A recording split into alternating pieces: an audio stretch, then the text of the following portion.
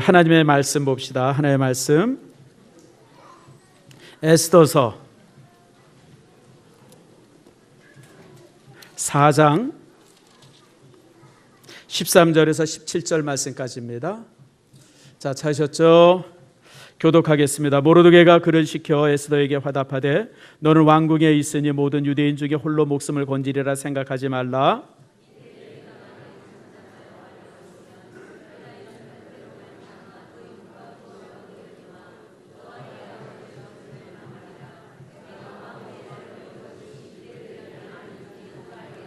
에스더가 모르드게에게 화답하여 이르되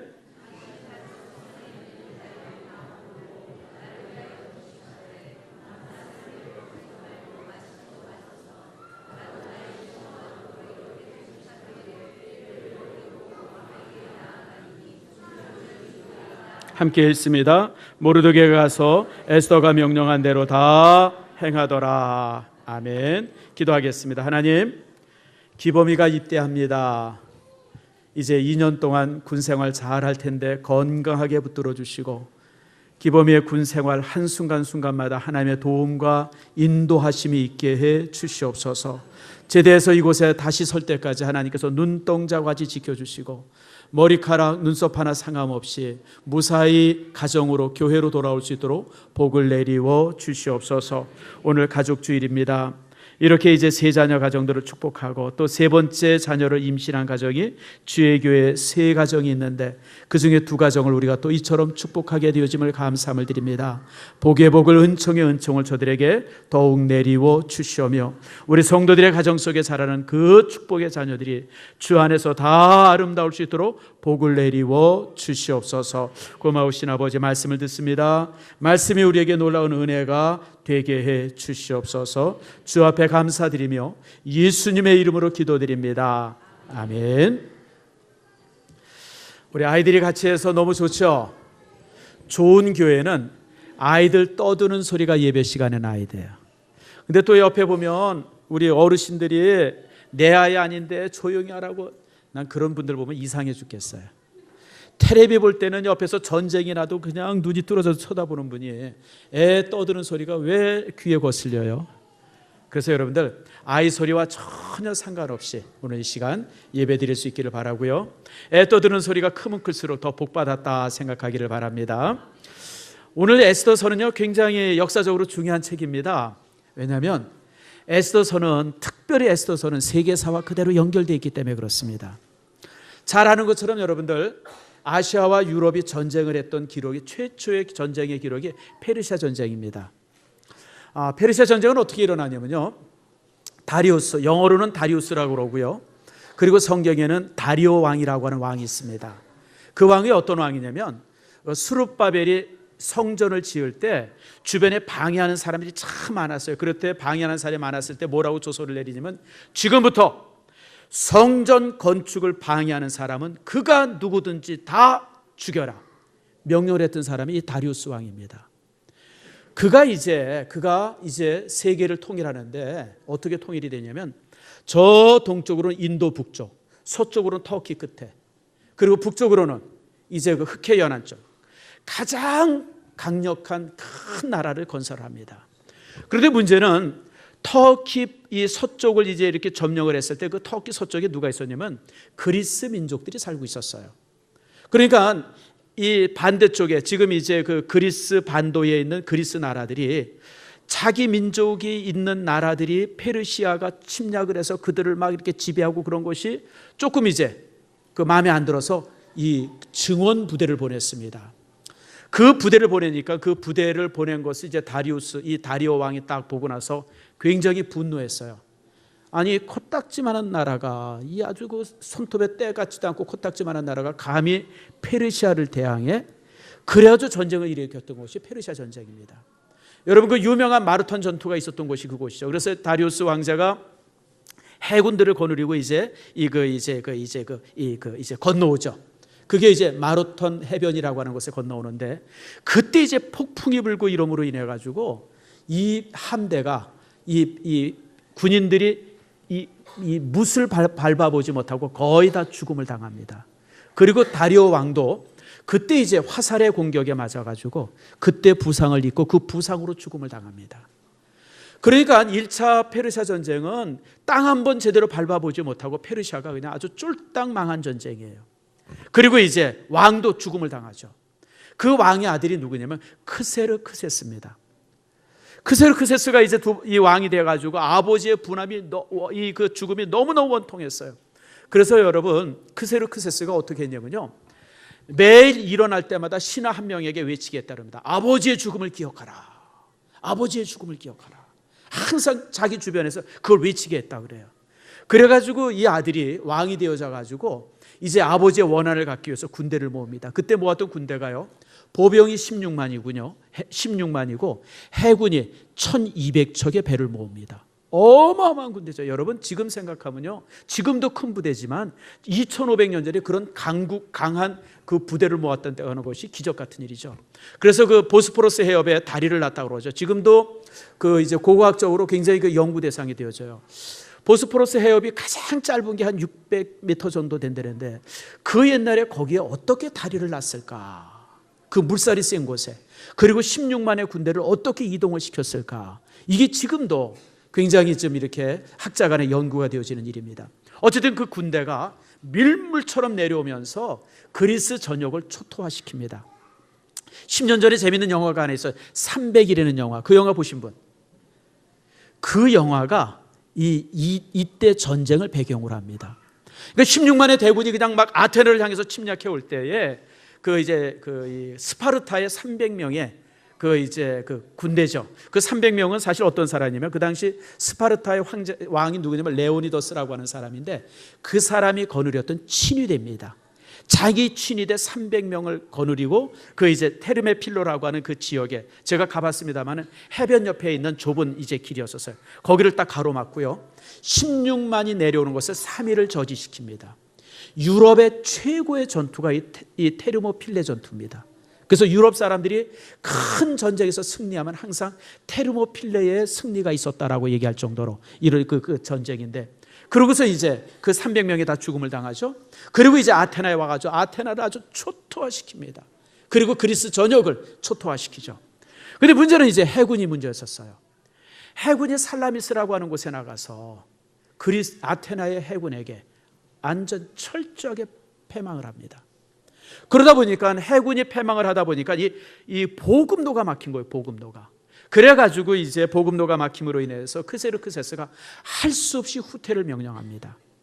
그래서 이 페르시아 전쟁이 2차 페르시아 전쟁이 이렇게 해서 이제 마감이 되어지죠. 제가 얼마 전에 재미난 기록을 하나 봤는데 이 2차 페르시아 전쟁 때 유명한 철학자가 참전을 했대요. 징집이 돼서. 그리스의 최고의 유명한 철학자가 누굽니까? 소크라테스잖아요. 소크라테스가 2차 페르시아 전쟁의 참전 용사였답니다. 제가 그 책을 보면서 재미있게 상상을 해봤어요. 소크라테스는 키도 작고요, 배불뚝이고요. 근데 그 사람이 징집이 돼가지고 군대 가서 뭘 했을까? 참 희한했을 것 같아요.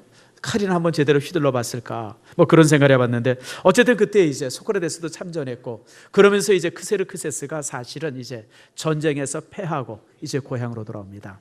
여러분, 그 크세르크세스가 아하스웨루입니다. 아하스웨르라고 하는 발음은 히브리식 발음이고요, 영어식 발음은 크세르크세스입니다. 워낙 발음이 틀려가지고 우리가 다른 사람이라니 생각하는데 사실 같은 사람입니다. 그러니까 아하스웨르 임금이 이제 이 그리스를 침략했다가 패퇴해서 돌아옵니다. 얼마나 창피하고 얼마나 부끄럽겠습니까? 그리고 이제 완전히 이제 낙심이 되지 않았겠어요? 그런 가운데서 이제 잔치를 벌입니다. 궁성에서. 잔치를 크게 벌이고 나서 이제 흥이 나면서 무슨 생각을 했냐면, 왕비가 이 자리에 참여하면 좋겠다. 또 왕비가 그 당시 얼마나 아름다웠겠어요? 그래서 이제 왕비를 보고 이제 이 여기에 참여하라고 이제 요청을 하죠. 근데 이 왕비가 뭔 깡이었는지 거절합니다. 안 오겠다고 거절해버려요. 그래가지고 잔치가 그냥 아주 잔치가 아니라 아주 그냥 이상한 자리가 되어져 버려요. 근데 페르시아의 왕실의 법 중에 하나가 뭐냐면, 법이 여러 있지만 그 중에 하나가 뭐냐면, 왕비는 왕이 부르면 어디에나 와야 돼요. 그리고 왕이 부르지 않았는데 왕비가 무단으로 오게 되어지면 폐위하게 돼 있습니다. 그게 페르시아 법입니다. 그래가지고 이 여왕이 그 페르시아 법에 의해 가지고 여러분 이 폐위가 됩니다. 사실 여러분 가정 안에서 아내의 역할이 얼마나 중요합니까? 남편이 실패하고 실수하고 이랬을 때 아내가 위로자가 되고 격려자가 돼야 되지. 아하스웨로 임금의 왕비처럼 부인처럼 왕이 이렇게 실패하고 낙심하고 막 이러고 그랬을 때 참 거역하고 같이 모욕하고 뭐 그런다 그러면 사실 그건 아내의 자격이 없는 거죠. 어쨌든 그런 이유를 통해 가지고 그 황후가 이제 이 폐위가 되어집니다. 그래서 다시 여왕을 뽑게 되어지는데 그게 에스더서 1장과 2장에 있는 내용입니다. 여러분 그 당시 이제 페르시아는 120개의 도가 있었어요. 그러니 얼마나 방대한 제국입니까? 그곳에서 가장 정결하고 이쁜 사람들만 수백 명을 뽑아가지고 이제 왕비로 이제 이렇게 훈련을 해가지고 그 중에서 이제 에스더가 왕비로 뽑혀지게 되어져요. 참 이런 걸 바라보면서 여러분 참 그 중에 제일 이뻤다 그건 아니죠. 여러분 얼마나 이쁜 사람이 많았겠어요. 생각을 해보세요. 수억 명의 인구들 중에서 100여 명 뽑았다 그러면 여러분 뭐 이쁨이란 내가 볼 때 거의 동일할 것 같아요. 그런데 오늘 본문의 말씀에 보면 에스더의 미는 다른 아름다움이었음을 오늘 우리가 보여주죠. 그래서 오늘 시간에 진정한 아름다움이 무엇인지를 여러분과 함께 나눠보고 그런 아름다움이 여러분 가정 속에 있기를 소망하면서 이 말씀을 함께 나누도록 하겠습니다. 여러분 에스더서 2장 15절 말씀 우리가 함께 있습니다. 이 말씀이 아주 중요해요. 에스더서 2장 15절. 자, 찾으셨죠? 같이 한번 읽겠습니다. 시작. 모르드게의 삼촌 아비하일의 딸 곧 모르드게가 자기의 딸같이 양육하는 에스더가 차례대로 왕에게 나아갈 때에 궁녀를 주관하는 내시 헤게가 정한 것 외에는 다른 것을 구하지 아니하였으나 모든 보는 자에게 사랑을 받더라. 여러분 여기에 밑줄을 치세요. 이게 굉장히 소중한 규절입니다. 에스더에서 주제가 되는 규절입니다. 그 당시 이제 왕비가 되려면요 여인들을 이렇게 합숙을 해서 1년 동안 훈련을 시킵니다. 요즘에도 우리가 미스 코리아 혹시 나가보신 분이 있습니까? 여기? 우리 교회 한두 분 있을 것 같은데 앞으로 있을 거예요. 이전에는 없었지만 앞으로 좀 있을 텐데 여러분 미스 코리아 나가려면 한 몇 달 합숙 훈련 받잖아요. 마찬가지로 왕비가 되려면 1년 동안 합숙을 훈련을 받았어요. 그 1년 동안 뭐 왕실에여도 규범도 받았을 것이고 뭐 화장하는 법, 예의, 언어 모든 것을 같이 받았겠죠. 그런데 그렇게 1년 동안 다 합숙 훈련을 받은 다음에 한 사람씩 왕 앞에 나가는 거예요. 한 사람씩 왕 앞에 나가서 왕에게 마음에 들면 왕비가 되고 마음에 안 들면 뭐가 되면 시녀가 되는 거예요. 그러니 그 자리가 얼마나 엄숙한 자리겠어요. 그 한순간에 인생의 결정이 되어지는 순간 아닙니까? 한 사람씩 나와요. 근데 많은 사람들이 왕 앞에 나가서 이제 한 사람씩 서는데 에스더 차례가 되어졌습니다. 에스더가 왕 앞에 서는데 오늘 본문은 뭘 얘기하냐면 에스더가 왕 앞에 서고 그 다음에 이제 1년 동안 이렇게 훈련을 받는 기간에 자기에게 할당되어진 기본적인 것 외에는 그 어떤 것도 요구하지 않고 치장하지 않고 바르지 않았다는 거예요. 자연 그대로의 모습을 가지고 그저 기본적인 의복만 입고 그리고 왕 앞에 섰어요. 그리고 그렇게 훈련받았어요. 그런데 그렇게 훈련받는 그 기간 동안에 에스더는 모든 사람에게 사랑을 받았고 왕으로부터도 지극한 사랑을 받았다고 오늘 성경은 말하고 있어요. 여러분 참 상상이 갑니까? 여러분 만약에 여러분이 그런 위치에 있다 그러면 얼마나 바를 것이고 얼마나 치장할 것이고 얼마나 달겠어요. 그냥 치렁치렁하게 하고 자기의 그 아름다움을 드러내기 위해서 그냥 뭐 별짓을 다 했을 거예요. 근데 에스더는 하나도 그런 것 하지 않고 요즘으로 말하면 그냥 자연미인의 모습으로 있는 그대로의 모습을 가지고 왕 앞에 섰다고 하는 거예요. 그런데 그런 과정을 통해서 에스더는 주변 사람들에게 가장 사랑을 받았고 뿐만 아니라 왕으로부터도 지극한 사랑을 받았다고 성경은 증언하고 있습니다. 여러분 여기에 있어서 우리가 하나 기억해야 될 것이 있습니다. 뭐냐면 여러분 진정한 아름다움은 하나님이 주신 겁니다. 물론 우리가 태어날 때부터 이쁘게 태어난 거 너무 감사해죠. 하나님이 주신 거니까. 그리고 또 그런 아름다움과 함께 또 필요한 아름다움이 마음의 아름다움입니다. 사실 외모의 아름다움은 얼마 못 갑니다, 여러분들. 아무리 이뻐도요. 우리 이쁜 사람이랑 결혼하는 우리 집사님들, 장로님들, 여러분 한 5년 지나면 똑같잖아요. 뭐 더 이쁘고 덜 이쁘고 그런 게 어디 있어요? 지나보면 익숙해지면 똑같은 거예요. 그런데요, 그 아름다움이 계속 지속되는 방법이 있어요. 그게 뭐예요? 마음이에요, 마음. 성품의 아름다움은 외모의 아름다움을 50년, 100년, 1000년이 가게 만듭니다. 마음의 아름다움이 중요하죠. 근데 마음의 아름다움보다 더 중요한 아름다움이 있어요. 그것은 하나님께서 주신 아름다움을 그대로 간직하는 거예요. 에스더는 하나님이 주신 아름다움을 그대로 간직했어요. 그리고 그 아름다움을 더 소중하게 여기고 그것으로 인해서 이처럼 모든 사람들로부터 이렇게 칭찬이 이루어진 겁니다.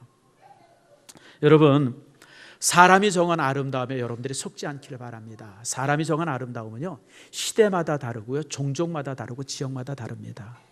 우리나라에서 이쁘다 그런 사람이 딴 데서도 이쁘다고 이렇게 하지 못하는 곳이 많죠. 제가 예전에 한번 이집트를 한번 방문한 일이 있었어요. 근데 거기서 제가 놀란 것 중에 하나는, 이집트는 결혼하고 나면 아내가 얼마나 살이 쪘느냐에 따라서 남편의 능력이 좌우가 된답니다. 남편이 잘 벌고 능력이 있으면 아내는 더 살이 쪄야 된답니다. 저기 그 남태평양에도 그런 데가 있다 그러죠. 뭐 타히티 섬이 그렇대나. 그러니까 결혼하면 그냥 무진장 먹고 살을 찌게 한대요. 그래야 남편이 능력이 있대요. 사람 빠지는 분들 다 그쪽으로 가기를 제가 권면합니다. 아무리 안 먹어도 살이 안 빠져가지고 고민하는 분들은 이집트에 가서 시집 가면요, 최고의 미녀됩니다. 여러분, 그게 지역마다 다 달라요. 여러분, 어느 나라 가면 뭘 뚫어야 또 미이래나, 그냥 입술도 뚫고 귀도 뚫고 코도 뚫고. 여러분, 그래서 이 미라고 하는 것이 아름다움이라서 지역마다 다르고, 여러분 그런 것에 속지 마세요. 진정한 아름다움은 하나님이 내게 주신 거예요. 그래서 그 하나님이 내게 주신 것을 소중하게 여기고 그것을 잘 가꿀 때 그것이 진짜 아름다움이지, 그저 그냥 바꾸려고 그러고 그냥 물론 그렇다고 해서 제가 성형수술하지 말라는 건 아니에요. 여러분, 할 수 있으면 하세요. 능력 되면 하세요. 내가 눈을 조금 찍고 코 좀 높이고 이렇게 뭘 좀 빼면 훨씬 더 이뻐질 수 있고 자존감이 높아질 수 있다고 그러면 여러분 하세요. 나는 그거 반대하지 않아요. 옛날에 내가 좀 반대했는데 가만히 보니까 그렇게 아니더라고요. 여러분, 할 수 있으면 하세요. 그런데 그런 것이 여러분을 아름답게 하지 못한다고 하는 것을 여러분 꼭 기억하세요. 진짜 아름다움은 하나님이 주시는 거예요. 하나님이 주신 것을 내가 잘 소중하게 여기고 그것을 아름답게 간직할 때 그것이 최고의 아름다움이지.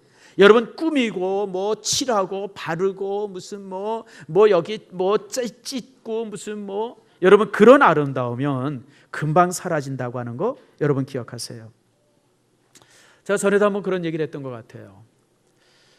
제가 읽은 내용인데 제가 이름을 잊어버렸습니다. 유명한 유럽의 배우인데 50이 넘어서 이제 사진을 찍었다 그래요. 사진을 이렇게 찍었는데 이제 사진을 찍은 이제 사진사가 사진을 보면서 그런 얘기를 했다 그래요. 기자 이제 모델 배우죠. 주름이들이 있는데 이렇게 주름들을 다 없애주겠습니다. 그랬더니 그 배우가 그랬다 그래요. 주름 없애지 말라고. 내가 그 주름을 갖기 위해서 50년을 살았는데 그걸 왜 없애냐고. 저는 그때 그거를 이렇게 읽으면서 참 많은 생각을 해봤어요. 여러분, 나이가 들어서 생겨지는 주름이나 흰머리도 아름다운 거예요. 그 나이에 맞게 아름다운 거예요. 여러분, 50이 넘고 60이 넘었는데 팽팽한 피부 같고 그러면 그거 징그러운 거예요. 제가 볼 때는 그런 아름다움에 속지 않기를 축복합니다. 나이가 들어서 생기는 주름도 여러분 이쁜 거예요. 그것을 사랑하세요, 여러분들. 나이가 들어서 생겨진 흰머리 여러분 사랑하세요. 물론 너무 일찍 흰머리 나온 사람이 있어요. 40도 안 됐는데도 머리가 하얀 사람은 여러분 그때는 염색하세요. 그건 내가 봐도 이상하고 네가 봐도 이상하니까 그건 염색해야 되지만, 그러려면 60 넘고 70 넘어서 생겨진 자연스러운 것들을 그걸 왜 바꾸려고 그러세요? 그걸 항상 하나님이 주신 아름다움으로 받아들이세요. 그럴 때 훨씬 더, 에스더가 그랬던 사람이에요. 에스더는요, 하나님이 주신 것 외에는 더 이상 첨가하지 않았어요. 하나님이 주신 것을 그대로 소중하게 여기고 그것을 아름답게 간직했을 때 여러분 페르시아의 최고의 미녀가 될 수 있었던 겁니다. 특별히 이 부분들 속에서 제가 여러분들에게 한 가지 더 권유할 수 있는 것은 하나님이 주신 것을 가지고 그냥 만족하세요. 비교하지 마세요. 비교하는 사람은 누구나 불행합니다.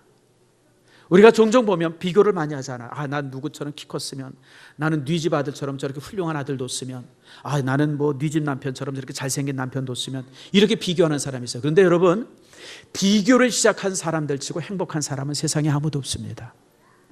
항상 내게 주어진 것에 만족한 사람이 행복합니다. 키가 작으면 작고 크면 큰 대로, 내가 마르면 마른 대로, 좀 살찌면 살찐 대로, 좀 잘생겼으면 잘생긴 대로, 못생기면 뭐 어때요 여러분들? 걔보다는 잘생겼잖아요. 그냥 항상 내게 주어진 것에 만족하는 사람들이 행복해요 여러분들. 그리고 그 행복이 그 삶 속에서, 얼굴에서, 표정에서, 감정에서 드러날 때 여러분 그 사람이 정말 빛나는 아름다움을 가지고 있는 사람이에요. 항상 경쟁하려고 그러고, 누구보다 좀 잘생기려고 그러고, 누구보다 더 나으려고, 여러분 이런 사람들은요 행복하지 못합니다. 그리고 그런 행복하지 못하면 얼굴에 드러나요. 특별히 에스더는요 그런 면에 있어서 아주 뛰어난 사람이죠. 특별히 여러분 우리가 에스더를 바라보면서 또 하나 우리가 알 수 있는 것은, 아름다움이 이렇게 훨씬 더 빛났던 것은 그 사람의 좋은 의지 때문에 그래요. 에스더는 굉장히 불행한 여자였었습니다. 어렸을 때 부모를 여의었습니다. 그래서요 누가 키웠냐면 사촌 오빠가 키웠어요. 그것도 이모나 삼촌이 키운 것도 아니고 사촌 오빠가. 아마 전쟁통에 이제 부모들이 다 죽음을 당했던 것 같고요. 그 사촌 오빠가 누구냐면 모르드게인데, 모르드게도 내가 볼 때 무슨 부모가 없었던 것 같아요. 그래서 사촌 오빠가 데려다 키운 이 사촌 동생이 에스더입니다. 얼마나 불행해요 여러분들. 어려서 부모를 여의었어요. 그리고 그것도 친오빠도 아니고 사촌 오빠 손에서 자랐어요. 내가 볼 때 말할 수 없이 불행한 여인이었었어요. 그런데요 누구보다도 아름답게 자랍니다. 뭐냐면 환경을 이겼어요. 환경이 어떠든지 상관없이, 아무리 주어진 환경이 불행한 환경이라 할지라도 에스더는 낙심하지 않았습니다. 그 속에서 스스로 아름답게 자랐어요. 나중에 오늘 본문에 읽은 것처럼 위기가 찾아오죠. 그 위기가 뭡니까? 하만이라고 하는 사람이 유대인 전체를 다 죽이려고 하는 그런 위기가 찾아옵니다. 그랬을 때 모르도게, 그러니까 사촌 오빠가 이 에스더에게 와서 이렇게 이제 하지 않습니까? 내가 왕비가 된 것은 바로 이제 이 어려울 때에 민족을 구하라고 하나님께서 너를 왕비 삼아 준 거야. 그러니까 네가 나서서 우리 민족을 구하라고 요구합니다. 근데 여러분 제가 이 서론 때도 얘기한 것처럼 이 페르시아에는 법이 있어요. 그 법이 뭐냐면 황제가 불러오면 왕비는 와야 돼요. 안 오면 폐위가 됩니다. 그리고 황제가 부르지 않는데도 왕비가 오면 폐위가 됩니다. 바로 전력이 있잖아요. 다시 말해 에스더가 왕이 부르지도 않는데도 불구하고 왕 앞에 나아간다는 것은 여러분 폐위될 수 있는 위험이 있다고 하는 거예요. 그리고 나가서 사정을 한다 할지라도 왕이 들어줄지 안 들어줄지도 불분명한 거예요. 그래가지고 에스더가 막 그런 문제 앞에서 고민하고 있을 때 모르드게가 무슨 소리냐, 내가 이때를 위해서 하나님께서 너를 왕비 만들어준 것이더라고 종용을 하죠. 그럴 때 유명한 말을 하지 않습니까? 에스더가 내가 죽으면 죽으리다 라고 결심하고, 그리고 기도하고 왕 앞에 나아갑니다. 여러분 진정한 아름다움은 꾸민 아름다움도 아니고요, 얼굴의 이쁨도 아닙니다. 진정한 아름다움은 사랑입니다. 민족을 사랑하고 동족을 사랑하고, 여러분 어떤 난관 속에서 굴복하지 않고, 환경이 아무리 힘들고 어려워도 그 속에서 환경이 지지 않는 것, 그것이 진짜 아름다움이에요 여러분들. 그저 화장만 잘하고 치장만 잘해서 꽃같이 있으면 이쁠 것 같죠? 따라합시다. 질린다. 여러분 그런 아름다움은 질려요. 진짜 아름다움은요 환경을 이기고요, 어렵고 힘든 그런 상황을 극복해 나아갈 줄 알고요, 여러분 민족이 힘들 때 그 민족을 위해서 정말 기도하고 금식할 줄 알고요, 여러분 이럴 때 그것이 진짜 아름다움이에요. 놀라운 사실은요 지금도 이란 땅에 에스더의 무덤이 그대로 남아있답니다. 에스더가 죽은 지 몇 년 됐어요? 2500년 됐어요. 2500년 된 여왕의 무덤이 그대로 남아있고요, 지금도 이란 사람들이 지극히 사랑하는 그런 무덤이랍니다. 저는 직접 가보지는 못했습니다. 언젠가 이제 가볼 기회가 있겠지만요. 근데 거기 가본 분의 이렇게 얘기를 들어보면 많은 여인들이 와가지고 그 무덤 앞에서 그렇게 기도한다 그래요. 여러분, 이란 사람이, 모슬렘 교도들이 여러분 유대인 여왕을 무덤 앞에서, 그것도 2500년 전에 죽은, 다시 말하면 에스더는 지금도 모든 사람들에게 사랑을 받는 그런 여왕이랍니다. 여러분, 그것이 단순한 외모로 되겠습니까? 그렇지 않죠. 여러분, 외모와 다르게 그 속에 있었던 이런 아름다운 의지들, 사랑들, 그리고 이제 이 환경을 이기는 그런 굴복하지 않는 의지들이 그를 그렇게 아름다운 이런 이제 여왕으로 만든 겁니다. 특별히 여러분, 에스더서를 통해서 우리가 또 하나 우리가 이제 이렇게 그 교훈받을 교훈이 하나 있어요. 제가 여러분에게 퀴즈를 하나 냅니다. 1000만 원짜리 퀴즈입니다. 오늘, 아니 평생 동안 에스더서에서 하나님이라고 하는 단어를 찾는 사람에게 제가 1000만 원을 주겠습니다. 지금부터 찾기 시작해 보세요. 여러분, 죽어도 안 나옵니다. 에스더서에 전혀 나오지 않는 단어가 하나님입니다. 여러분, 세상에 성경에 하나님이라고 하는 단어가 없어요. 여러분, 또 찬양이라고 하는 단어도 없습니다. 성령이라고 하는 단어도 없습니다. 여러분, 에스더서에는 우리가 가장 중요하게 여기는 단어들이 없어요. 그런데 하나님이라고 하는 단어는 한 글자도 나오지 않지만 에스더서 1장에서부터 마지막 장 마지막 절 말씀까지 하나님의 돌보심과 붙드심과 인도하심과 지키심이 가득 차 있다고 하는 사실이에요. 이게 에스더서의 기적이에요. 자, 여러분 봅시다. 에스더가 왕으로 간택되는 장면이나 모르드게가 산을 박는 장면이나 하만의 모함에서 백성이 구원받는 장면이나 에스더가 결심하고 금식 기도하는 장면이라 모든 장면 속에 하나님의 보호하심과 돌보심이 얼마나 세심하게 표현되어 있습니까? 이렇게 가득 차 있음에도 불구하고 하나님이라고 하는 단어가 한 자도 나오지 않아요. 그게 에스더서예요. 저는 이 에스더서에서 우리에게 보여주는 놀라운 교훈이 있음을 봅니다. 뭐냐면요, 우리가 세상에 나가서 살면서 하나님 기도합시다, 찬양합시다, 뭐 찬송합시다 이런 소리 한마디 하지 않아도요, 우리의 삶 속에서 끊임없이 하나님이 드러나줘야 돼요. 그게 성도의 책임입니다. 자, 여러분, 성도들의 문제가 뭐냐면 불신자들 앞에서 교회 얘기 많이 하고 하나님 얘기 많이 하면서 거짓말하고 욕하고 나쁜 짓 하고, 그러니까 사람들이 예수 믿는 사람에 대해서 질색하는 거예요. 향기가 없어요. 향기가. 말은 그럴싸한데 행동으로는 전혀 하나님을 보여주지를 못해요. 그러니까 사람들이 질색하는 거죠. 에스더서는 바로 이겁니다. 하나님이라고 하는 단어가 하나도 나오지 않는데 전체 에스더서 전체가 하나님으로 가득 차 있어요. 여러분, 에스더서에는 찬양이라고 하는 단어가 한마디도 없음에도 불구하고 에스더서 전체에 하나님을 향한 찬양이 가득 차 있습니다.